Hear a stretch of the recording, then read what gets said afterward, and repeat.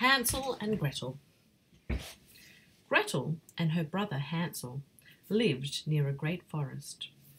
One night Gretel awoke to voices. "There is not enough food," screamed the stepmother. "We must take the children to the woods and leave them." "Never," cried their father. "Would you rather watch your children starve?" persisted the stepmother.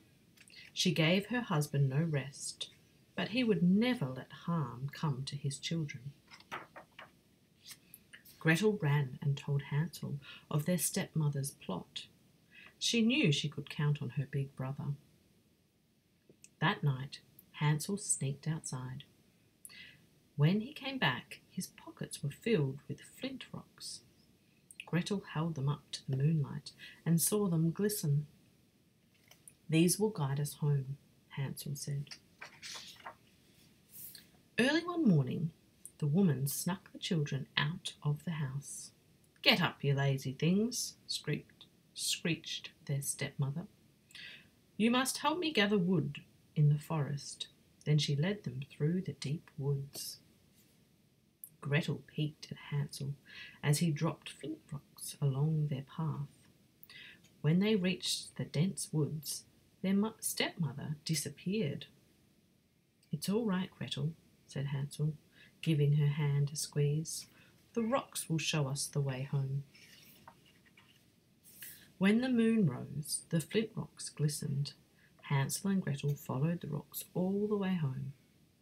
The next day, their stepmother took them deeper into the woods.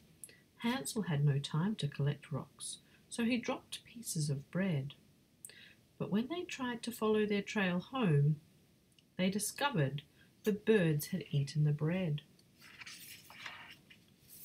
Frightened and confused, Hansel and Gretel wandered in circles until they happened upon a little gingerbread house. "Hansel, look!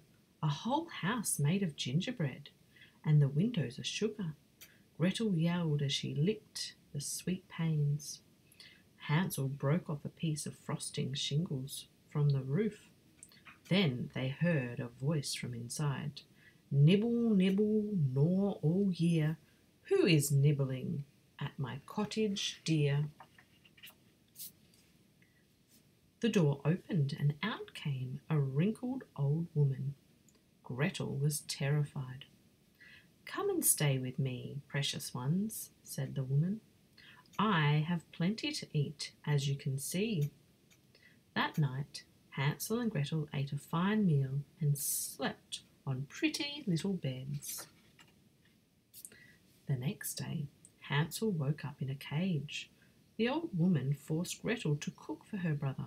"I'll fatten him up before I eat him," said the woman. Gretel wept as she did all the woman commanded. But when the woman wasn't looking, Gretel handed her brother a chicken bone through the bars of the cage. "The woman is nearly blind," whispered Gretel. "Stick this bone out when the old woman comes to check on you. She'll think it's your finger." Each day the old woman visited Hansel's cage. "Stretch out your finger, that I may feel if you will soon be fat," she ordered. Hansel, however, held out the chicken bone instead. The old woman grew frustrated. Finally, she told Gretel, "Fetch me water, for tomorrow I will eat Hansel, fat or lean." The next day, Gretel was forced to make a fire in the oven. "Now," said the old woman, "crawl in to see if it's hot enough." Gretel knew the woman meant to push her in, so she said, "I don't know how to get in." "Silly goose," cried the woman, "like this." When the woman crawled into the stove, Gretel slammed the door shut. Gretel unlocked her brother and they raced for the door. Hansel tripped over an old chest, spilling out diamonds and rubies.